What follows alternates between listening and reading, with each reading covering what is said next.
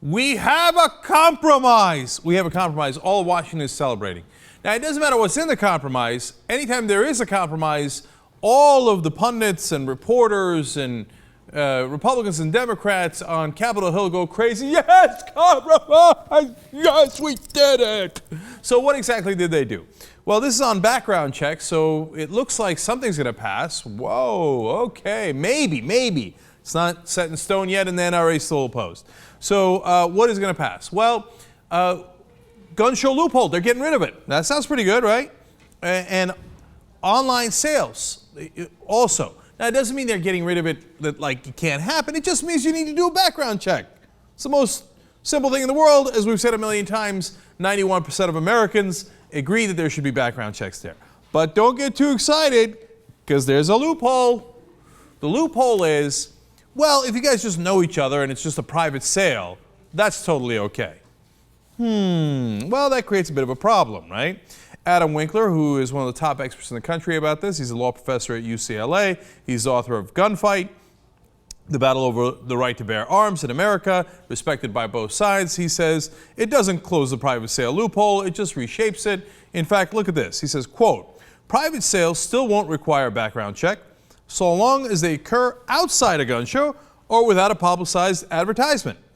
There's nothing in the law that prevents someone from going to a gun show, finding the gun he likes, then meeting the seller off-site to complete the sale without a background check. Well, that's your giant loophole that you can drive a Mack truck through. So, welcome to compromise. By the way, the NRA still opposes it. Okay, now we're going to get to that in a second. There is something else that looks like is going to pass, which is, hey, you know what? We are going to track those guns that are going to illegal purposes, okay? You know, these straw man sales where somebody buys it for someone else and gives it to them because they can't pass a background check or something along those lines. Well, it would make it a crime to buy guns on behalf of individuals legally barred from possessing guns. Wow, that's really tough. To which I say, of course that should be illegal. Okay, all right, hold on. But it would also make it explicitly illegal to traffic 2 or more guns if a person had reasonable cause to believe a crime would be committed with any of those firearms. That's from the Huffington Post. Isn't that awesome? Did you hear that? If you think somebody's going to commit a crime, you can't sell 2 or more guns to them. I mean, one, come on, what are you going to do? Not sell them a gun? Of course I'm going to sell them an assault weapon. But, you know, if you're going to sell 2 or 3 of them, that seems a little extreme. These are the compromises that come out of Washington. Okay, and we're supposed to celebrate this. We're supposed to celebrate it. Excuse me for not celebrating. By the way, the assault weapons ban, long gone. Get out of here. High capacity magazine ban. You know, look, the shooter in Newtown shot 155 bullets in a very short period of time. How many times have they been tackled while reloading? All the time. But they don't have to reload very much because they have those high-capacity magazines. Can we at least not ban those? Nope, we can't ban those. Nope. It's not even within the realm of consideration. So now the Republicans were filibustering all this anyway. This watered-down piece of crap, they were filibustering. Now, luckily, they lost. They got 68 votes to break the filibuster. Wow. We're making progress. I'm not impressed by any of this. Now, of course, President Obama set the tone early on when in the State of the Union speech he gave this rousing but completely nonsensical applause line. Gabby Giffords deserves a vote. The families of Newtown deserve a vote. The families of Aurora deserve a vote. The families of Oak Creek and Tucson and Blacksburg and the countless other communities ripped open by gun violence, they deserve a simple vote.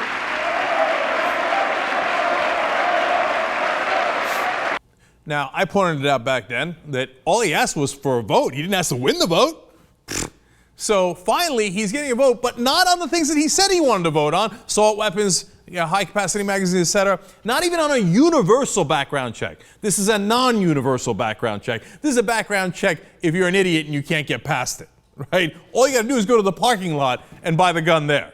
Okay, great. So President Obama is going to be against this. I mean, like, this is almost nothing, right? This is so watered down.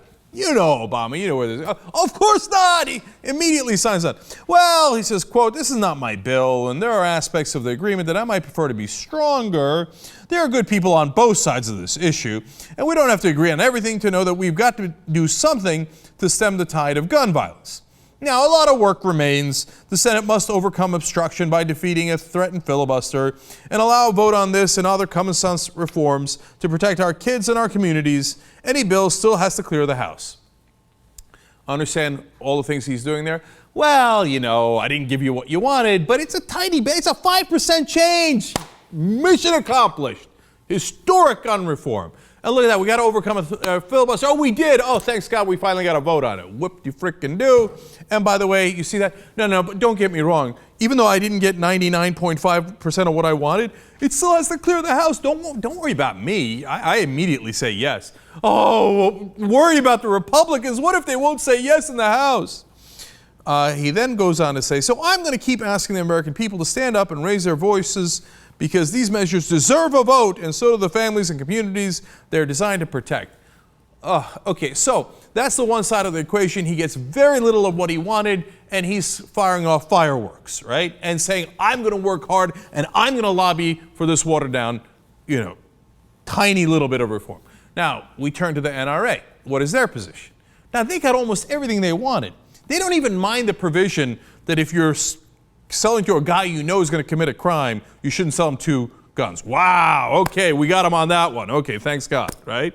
But they do mind the provision where, even though it's got a giant loophole, you're doing a background check on somebody because they want to make illegal gun buying more efficient because they represent gun manufacturers. They want to have more criminals with guns because then it scares the regular citizens too. The criminals buy more guns and the regular citizens get scared and buy more guns. Of course the NRA wants illegal gun sales, right? Or gun sales to people who are going to commit crimes with them, I should say. Now, they're not going to be illegal because the NRA is preventing them from being illegal. So, Chris Cox, the head of the NRA, and appropriately named, says the NRA will oppose any amendments offered to S649 that restrict fundamental Second Amendment freedoms, including but not limited to proposals that would ban commonly and lawfully owned firearms and magazines or criminalize the private transfer of firearms through an expansion of background checks.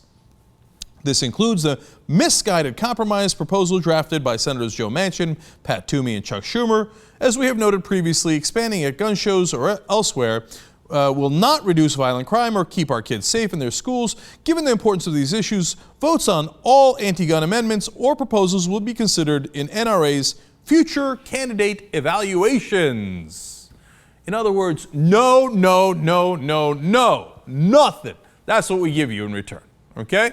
No background checks whatsoever. If you vote for it in any way, shape, or form, we're going to grade you on it. Then we'll run ads against you and say, oh, this guy is not a gun nut. Isn't he terrible? I can't believe he agrees with 91% of you. Okay, so that's what they're threatening to do. That seems so scary if you live in a democracy. But in reality, what they're going to do is they're going to spend ads lying about your record, et cetera, because that's what they use the money for. So, but it gets worse. They also say, quote, now, should it fail to do so, meaning meet all their requirements, the NRA will make an exception to our standard policy of not scoring procedural votes and strongly oppose a cloture motion to move to final passage of S649. Now, what in the world are they talking? Cloture motion, S649, what does that mean? They're saying that if you get a final vote on this bill, they can filibuster in the beginning. They can also filibuster at the end. They're saying if you don't filibuster it, you don't go through the extraordinary step of filibustering this, even though we don't normally grade filibusters, we're going to grade this one and then mark it against your record and then run ads against you. So even though they got almost everything they wanted, President Obama, being in his nature, total and utter craven weakness, says, okay, please, I'll lobby for it. And the NRA says, I don't think so, huh? Not interested. Bow down even further. I know you're at my feet, but get between my toes. And that's how politics is played in America, with the Republicans bashing the Democrats into the ground and the Democrats saying, please, may I have another? This proposal by Manchin and Toomey suck. It sucks. It's terrible. It does almost nothing. It's this far removed from nothing. And here's Obama begging for it. And the NRA saying, nah, I don't think I'm even going to give you that. Pathetic. Okay, you know, every time there's a question of, well, oh, what could you do? What could you do? There are Republicans in the world. Oh, really? Well, you figure that out, Sherlock. Here's what you do. You have an issue where 91% of the country agrees with you. How many times are you going to make me say this? So you run on it, you schmucks. You say, no, no deal. Okay? You're against background checks. I want a universal background check. You want to run against me on a universal background check?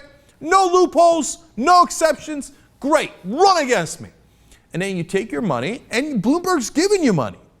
You take Bloomberg's money, you take your own money, and you wipe them off the map. Like people, like in Washington, they're like, you can't do that. But why couldn't you? What do you need? 95% of the country? How much do you suck at politics? Do you need 99% of the country? Do you need 128% of the country? How much do you suck at politics?